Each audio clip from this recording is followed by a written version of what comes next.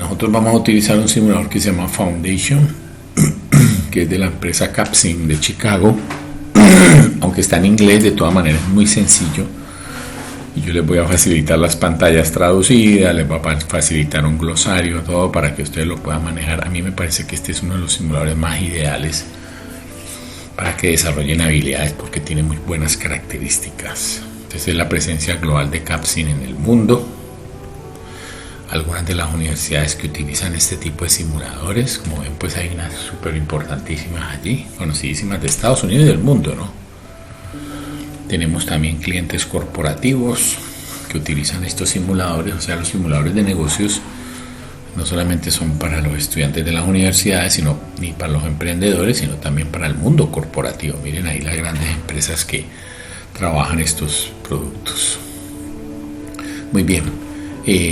Bueno, el tema de la estrategia empieza prácticamente de los militares, o sea, el concepto de estrategia, la planeación estratégica o la planeación de acciones de guerra, pues es una digamos, una ciencia, un conocimiento que los militares han dominado por mucho tiempo, ¿sí? Son famosas las batallas de Alejandro Magno, las batallas de Julio César, ¿cierto?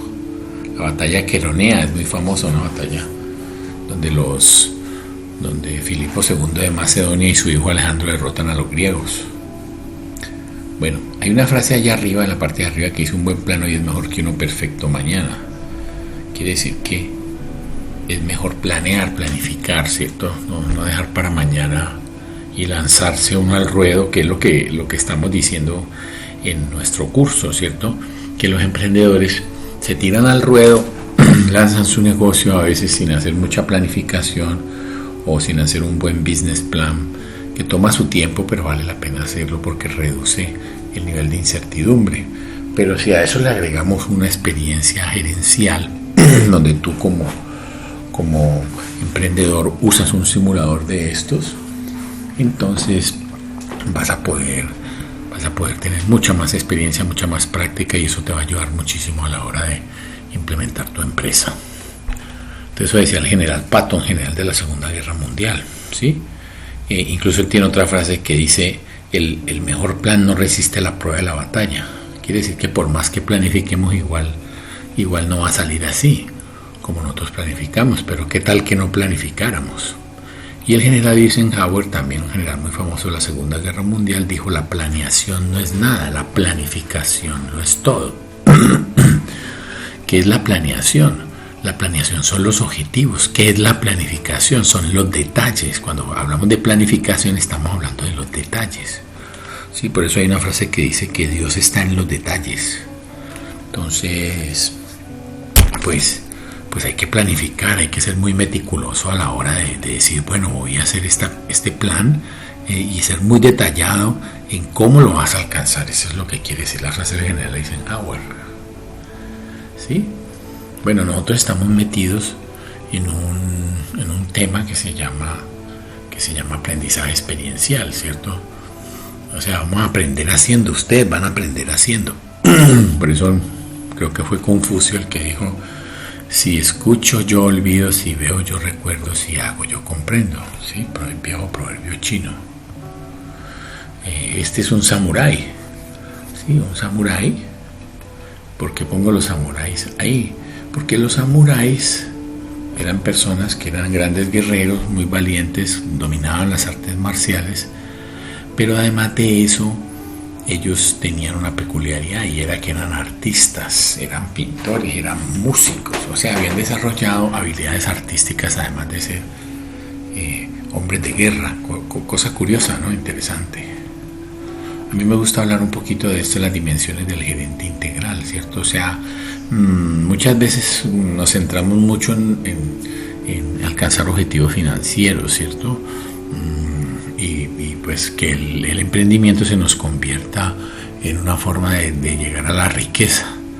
Pero bueno, sí es importante y lógico, y si el emprendimiento va bien, uno empieza a tener rendimientos y utilidades y empieza pues, a tener un mejor nivel de vida. Pero no nos centremos solo en eso, sino que el gerente debe tener las dimensiones, ¿cierto? La dimensión ética, en este mundo donde hay tanta deshonestidad, pues ser ético y honesto realmente es una ventaja competitiva. La dimensión espiritual, ¿sí? Yo pienso que hay que poner en manos de Dios todos los proyectos, ¿sí? Uno tiene que poner en las manos de Dios los proyectos de uno. El emprendimiento uno lo pone en las manos de Dios. Uno ve, aunque yo no soy cristiano, soy católico, uno ve que los cristianos le ponen mucho los nombres de la Biblia a sus negocios, ¿sí? Entonces, ¿por qué? Porque pues quieren que Dios les bendiga su negocio. Entonces, pues eso tiene de alguna manera cierto sentido, ¿no? Tengo un amigo que tiene una fábrica de alimentos y la llama Alimentos del Reino. Entonces es por eso, no es porque encomiendan a Dios todos sus proyectos. A mí me parece que es definitivo. La dimensión cognitiva, tenemos que estudiar mucho, prepararnos mucho, porque el conocimiento avanza demasiado rápido en el mundo de hoy. La dimensión comunicativa, tenemos que aprender a leer ciertos lenguajes que no entendemos.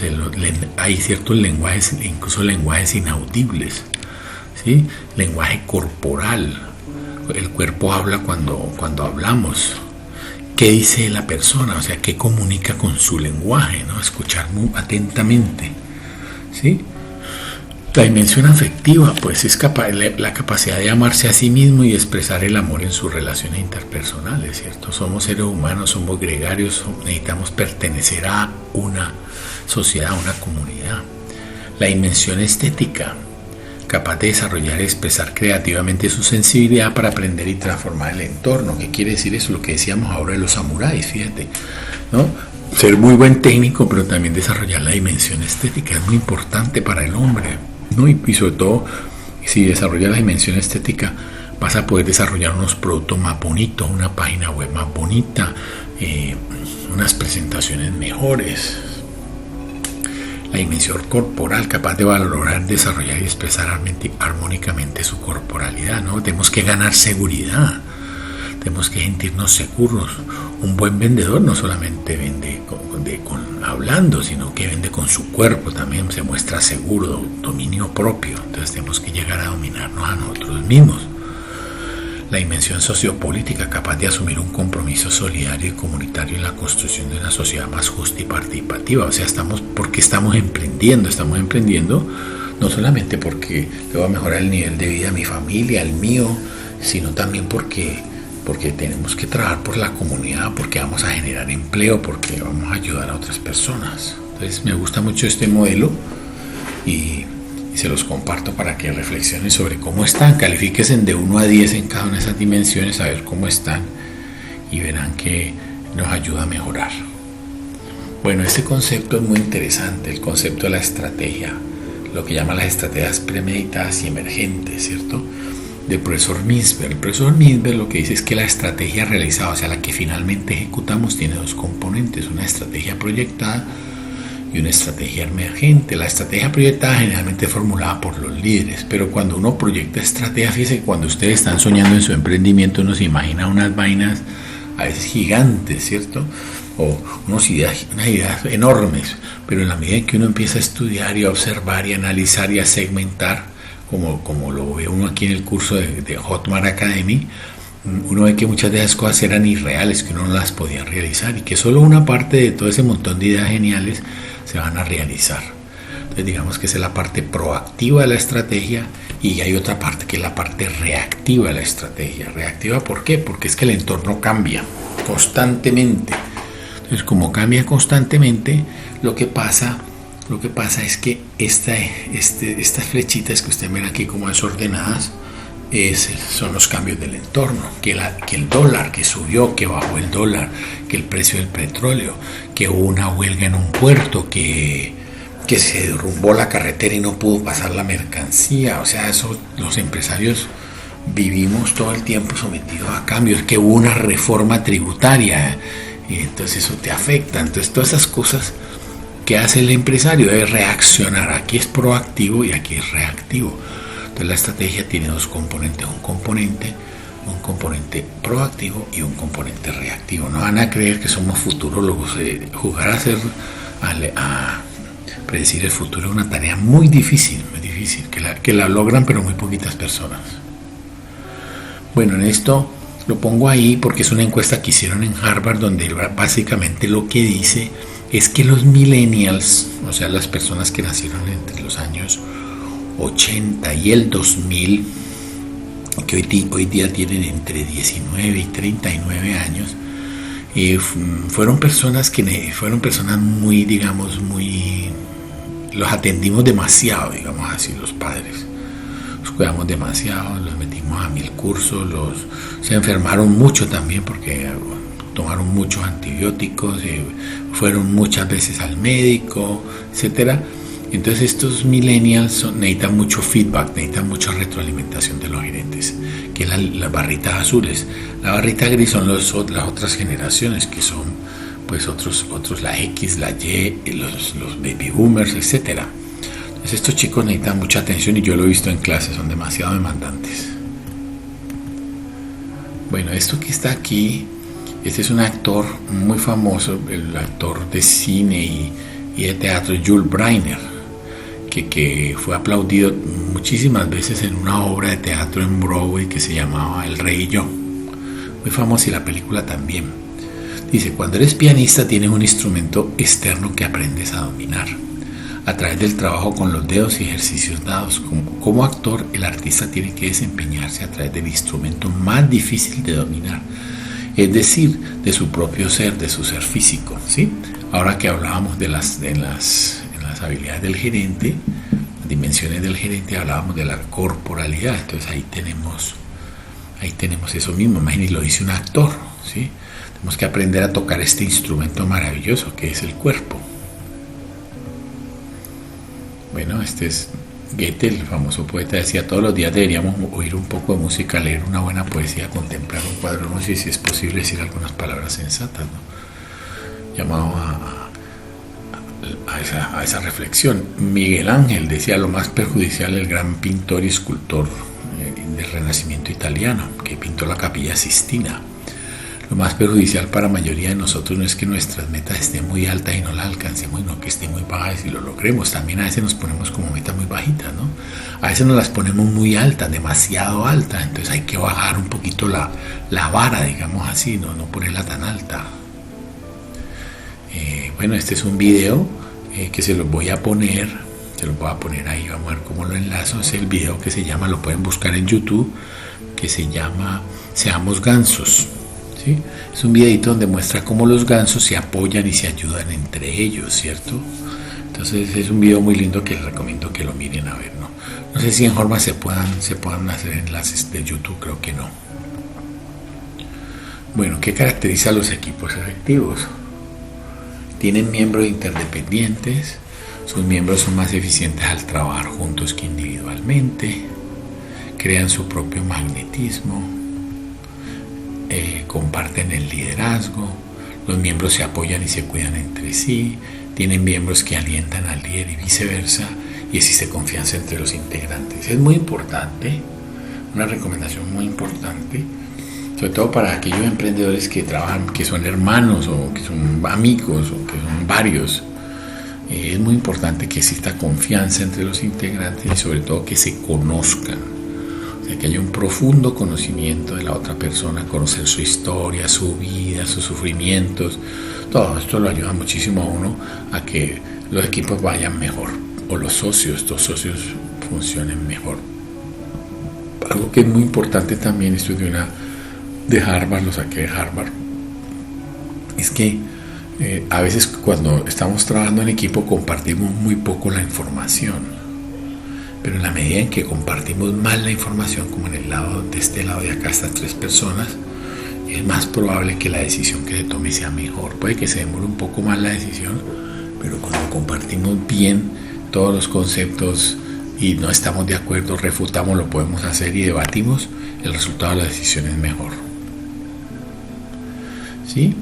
Un concepto de administración estratégica: la excelente formulación e implantación de la estrategia no garantizan un resultado superior y permanente, dadas las impredecibles circunstancias externas que rebasan la capacidad de predicción y reacción de los gerentes. ¿Sí? O sea, el entorno, como decíamos ahora, cambia rapidísimo. Entonces el entorno te superará, el entorno tarde que temprano te vas a dar cuenta que no te diste cuenta de un cambio, que no leíste el periódico y no supiste que cambió el régimen impositivo, o que cambiaron reglas, o que cambiaron cosas, o que llegaron nuevos competidores y uno ni se da cuenta. Yo cuando empecé en el negocio de los simuladores hace unos 15 años atrás, casi no había competencia, éramos poquiticos. Pero poco a poco fueron apareciendo competidores, y hoy tenemos una cantidad de competidores impresionante, argentinos, españoles, de Finlandia. No demoran a aparecer competidores chinos y de la India, no demoran. Bueno, es muy importante para el análisis estratégico lo que ya hacer el análisis PESTEL, ¿sí? Que es un acróstico. Las dimensiones del entorno, la dimensión política, la dimensión económica, la sociocultural, la tecnológica, la legal y la ecológica o medioambiental. Sí, hay que analizar esas variables. En esta diapositiva ustedes pueden ver allí que hay un conjunto de variables que uno debe estar monitoreando, ¿cierto? El gerente debe monitorear para que no lo coja de sorpresa de pronto con un cambio de la ley. Las 5 tareas de la administración estratégica, esto es muy importante. Después de haber hecho el análisis PESTEL o análisis del entorno, entonces ya hacemos las 5 tareas de la administración estratégica. Primero, desarrollo de visión y misión.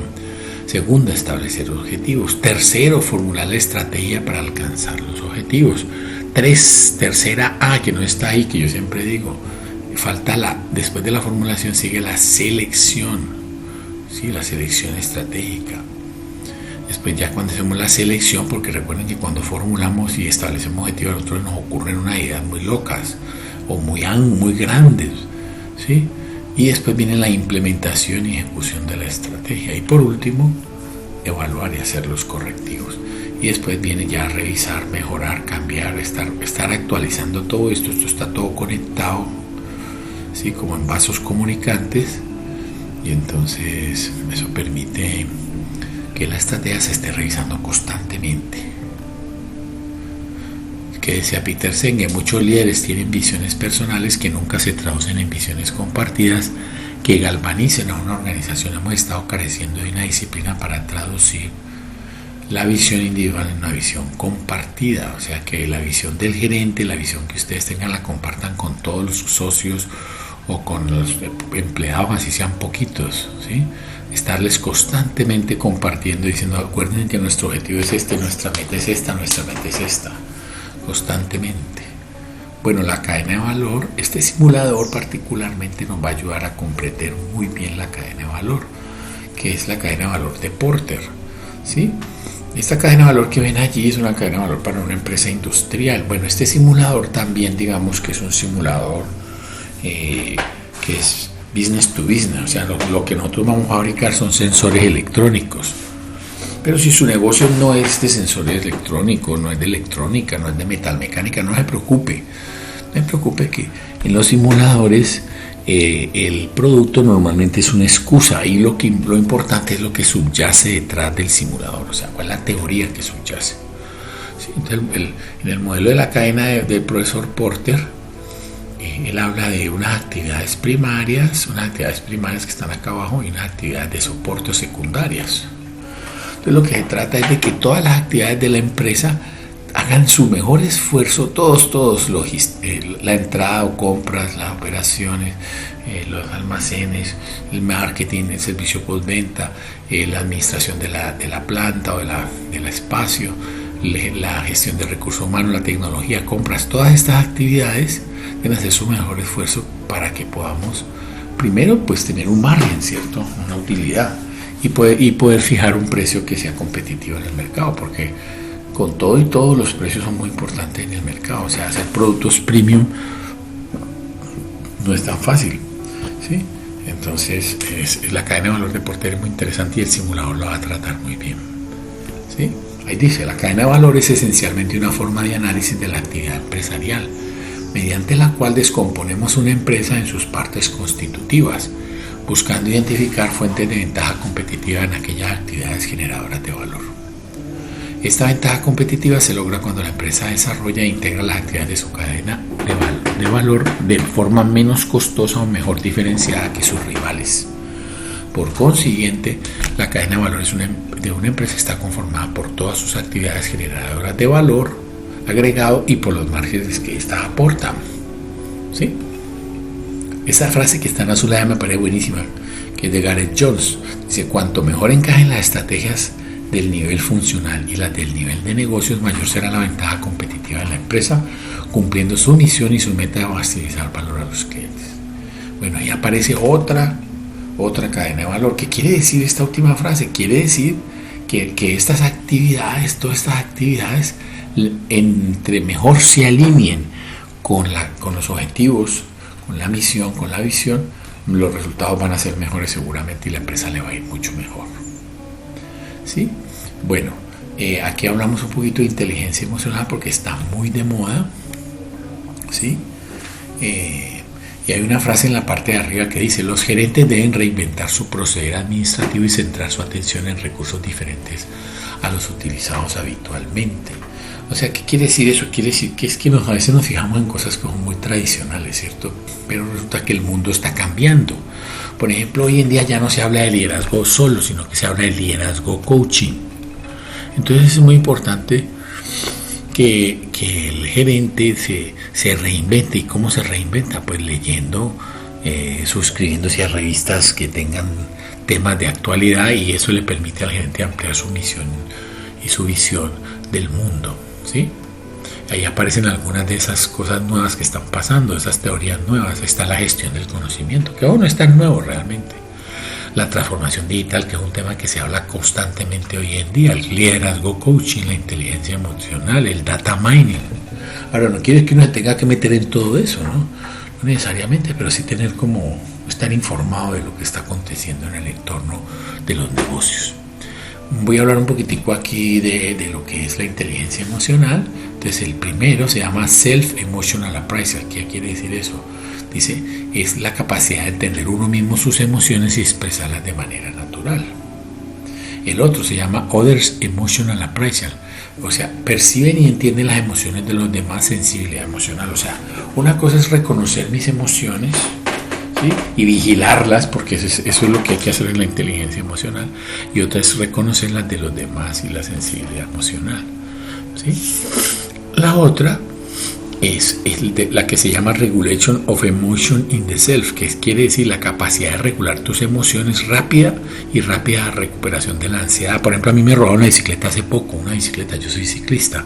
Entonces me robaron la bicicleta, la puse en un centro comercial afuera, no la metí al parqueadero porque estaba muy lleno y no veía cómo meterla, y la dejé amarrada ahí afuera con un candado, y cuando volví no estaba. Entonces, pues, ¿qué fue lo que sentí en ese momento? Pues una gran frustración, rabia, me sentí mal, ¿sí? Pero mientras caminaba de vuelta a mi casa, yo me iba recuperando, yo mismo me observaba, ¿no? Yo decía, esa bicicleta estaba vieja, en esa bicicleta me había caído y el tenedor ya estaba torcido, y no sé qué, y por acá. Entonces me empecé como a recuperar, y cuando llegué a mi casa pues ya estaba como más o menos tranquilo. Entonces es lo que se llama la capacidad de regular tus emociones. Me demoré bastante, claro, pero me recuperé. Entonces es la idea de que cuando hay una crisis, hay un momento difícil, pues recuperarse rápido. Y por último, el uso de las emociones, Use of Emotion to Facilitate Performance. Dice, usar tus emociones para dirigirlas hacia desempeño y actividades constructivas con los colaboradores. En la medida en que somos conscientes de nuestras emociones, respetamos las emociones de los demás, las comprendemos, creamos un ambiente que se llama un ambiente de inteligencia emocional, ¿cierto? O un ambiente de seguridad psicológica, también se conoce, que creamos un ambiente de seguridad psicológica, donde pues reconocemos que todos tenemos emociones y que pues, en algún momento pues, se pueden desbordar. ¿Qué decía Steve Jobs? Cuando alguien ama lo que hace, se nota; cuando no ama lo que hace, se nota aún más. Steve Jobs fue el fundador de Apple, ¿cierto? Bueno, este sí se los voy a dejar por ahí también para que lo vean, el video de las 5 enfermedades mortales de la empresa, que básicamente lo que dice el profesor Deming es que falta de constancia en el propósito, dice él. Falta de constancia en el propósito. Si nos falta fijar una meta y trabajar fuerte por ella. Esa es una de las principales enfermedades mortales, y él considera que la evaluación individual es un gran error, entre otras de las que él habla en ese video cortico que está en YouTube también. Esta es una frase que de la gerencia japonesa que se llama el Genchi Genbutsu, que dice: vaya y vea por usted mismo. O sea, que no nos volvamos ese tipo de gerentes matemático-estadísticos que no vemos sino números y trabajamos solo con números, sino que vamos a la fuente, vamos a hablar con los clientes, vamos al gemba, como dicen en Japón, ¿cierto? El gemba es el lugar donde se agrega valor. El supermercado, en el banco, cuando la gente hace la cola, o los clientes, hablar con los clientes y preguntarles cómo se sienten, cómo están. Ese es el gemba. Esa es una frase también muy famosa que se le atribuye a Leonardo da Vinci, es: la simplicidad es la máxima sofisticación. Sí, hay una frase de un famoso diseñador de la NASA que decía: keep it simple and stupid. Manténlo simple y estúpido. ¿Sí? O sea, hay que hacer las cosas, como dicen, a prueba de tontos, ¿cierto? Hay que diseñar los productos fáciles como fáciles de usar y que la gente lo disfrute en el uso del producto. Bueno, ¿por qué simular? Pues simular porque es libre de riesgo, porque podemos explorar alternativas estratégicas, porque es agradable, porque podemos trabajar selectividad versus integración. O sea, podemos mirar el todo o podemos mirar solamente la parte, ¿sí? O sea, mirar toda la organización y ver las partes también. Y porque el tiempo es comprimido. Es comprimido y pasa rápido, entonces por eso nos vamos a meter a simular. Y porque queremos que ustedes, señores emprendedores, puedan desarrollar habilidades como gerentes antes de lanzarse al ruedo, o si ya se lanzaron, pues no importa, mejorarlas. ¿Sí? ¿Cuáles son los objetivos de la simulación? Efectividad de los equipos multidisciplinarios. Pues en este caso no, porque a menos que usted trabaje con otra persona, ¿cierto? Usted trabaja con su socio, pues ahí sí va a haber un equipo. Pero normalmente está diseñado para tener una licencia por cada uno de los participantes. Pensamiento estratégico, poner a prueba la visión de negocios, visión integral de la organización, crecer la conciencia de la competencia, ¿sí? Entonces en el simulador ustedes van a poner a prueba la visión de negocio. Incluso ustedes pueden adaptar la estrategia que tienen de su negocio, la pueden utilizar la misma en el simulador y decir: ve, yo voy a utilizar la estrategia que a mí me gusta. Entonces la puedes poner a prueba aquí en el simulador. ¿Sí? Bueno,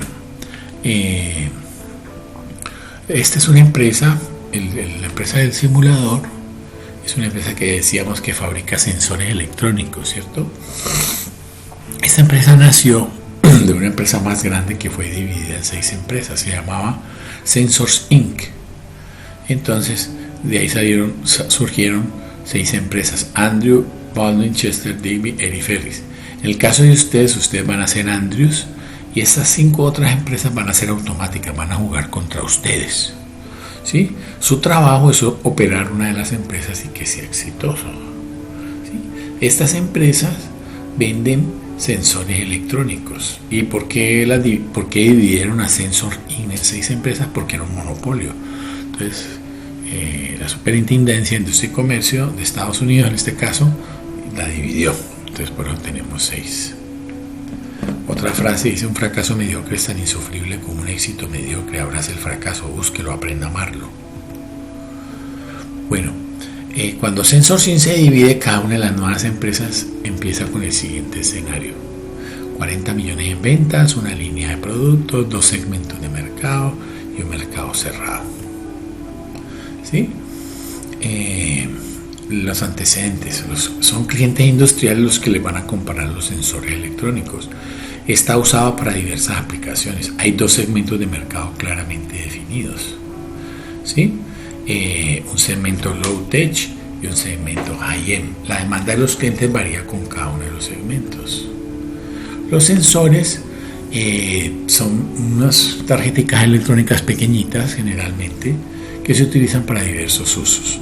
Se utilizan en celulares, se utilizan en ascensores. Los carros están llenos de estos sensores y los carros tienen, por ejemplo, un sensor de este tipo. Es como, por ejemplo, que utiliza el sensor que utiliza para abrir la puerta. del carro automáticamente, que tiene un botoncito, ¿cierto? Uno destapa eso, abre allí y ve una tarjetica parecida a esta, incluso con una pila, ¿sí? Y la demanda de los clientes varía entre los dos sensores. Bueno, los dos segmentos de mercado son el segmento low tech y el segmento high tech. Voy a parar aquí porque creo que el tiempo ya está bastante largo. Voy a sesionar el video y después hago otro. Bueno, vamos a continuar en el segundo video.